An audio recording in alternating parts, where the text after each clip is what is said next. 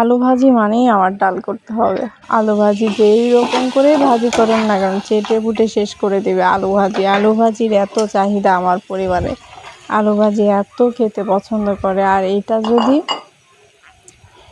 ঝাল টাল ঠিকঠাক দিয়ে যদি আলু ভাজিটা করেন অনেক মজা লাগে এবং দুর্দান্ত লাগে। অনেকেই বলে যে এটা দেখতে কেমন লাগছে, কিন্তু এটা খাইতে অনেক মজা। একবার হলেও এরকম করে রান্না করে দেখেন বা কেটে দেখেন, অনেক ভালো লাগে খেতে এই আলুগুলা ভাজি করে খাইতে। আর ঝাল লবণ তো বাদই দিলাম, আলু আপনি যেইভাবে ভেজে দেন না কেন আমার বাচ্চারা বা আমার পরিবারের সবাই চেটে উঠে খেয়ে নেবে। আলু বলে কথা, আলুটা এত পছন্দ করে। আমার ভাজাটা দেখেন, আলুটা সিদ্ধ হওয়ার মধ্যে কালারটা কত সুন্দর আসছে। এরকম করে আপনি যদি ভর্তাও করেন তাও খাওয়া যাবে, ভর্তাটাও অনেক মজা লাগে।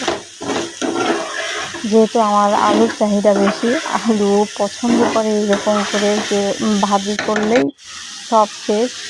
এটা রুটি দিয়ে বলেন বা ভাত দিয়ে তো মজা লাগে, রুটি দিয়ে তো আরও মজা লাগে। রুটি বা পরোটা, ঝাল ঝাল মজাদার আলু ভাজি। এখানে তেজপাতা দিয়েছি, একটু দারচিনি ফ্লেভারের জন্য, খাইতে অনেক টেস্ট।